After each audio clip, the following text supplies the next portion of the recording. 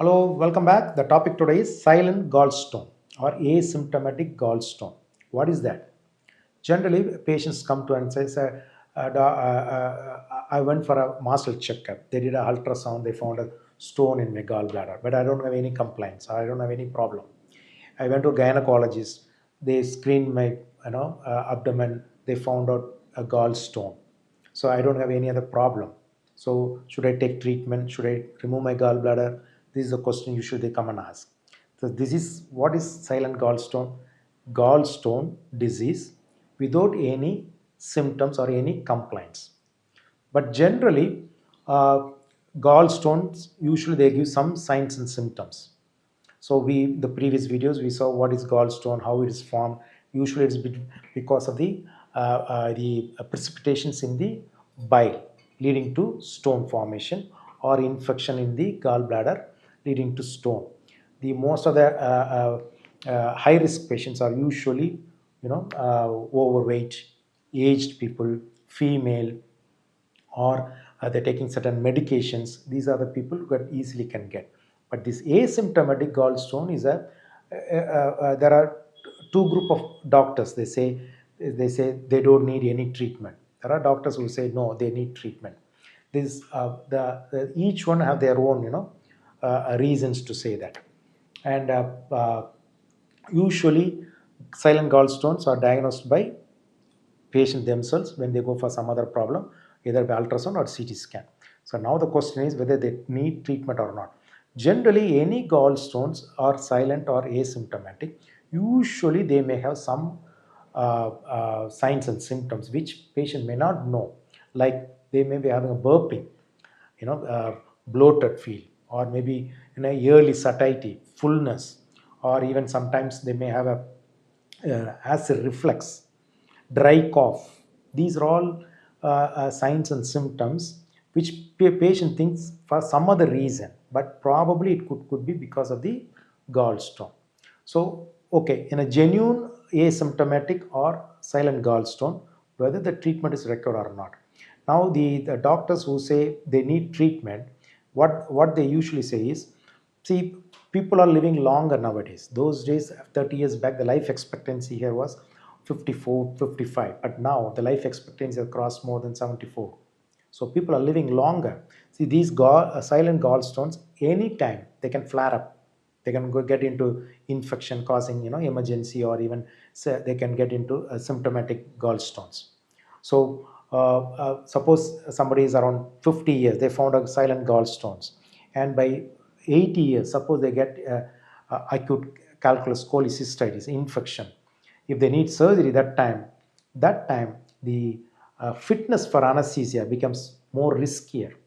So the doctors say, what is that? Better to do it earlier. Anyway, this is you can run, you cannot hide. As you get older, you get all other diseases. So the fitness for surgery may go down.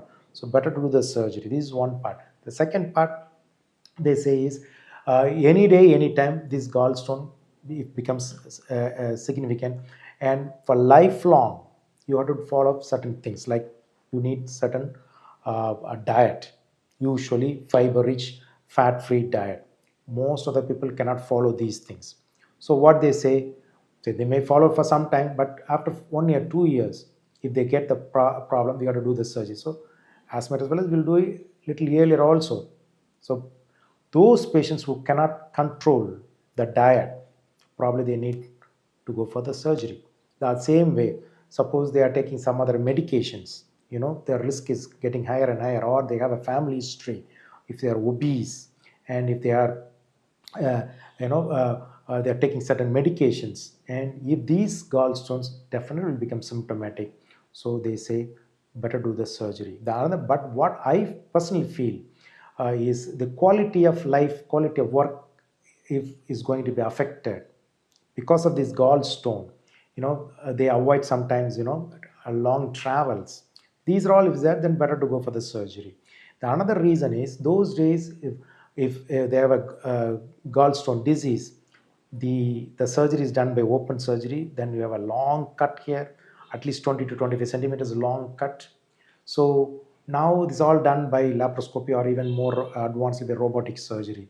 So even the doctors are pushing, okay, this is only a small hole, so you do the surgery. So this is also one part.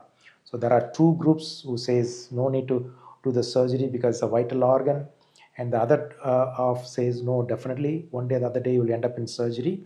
It all depends upon their age, their family history, obesity, medications, complications.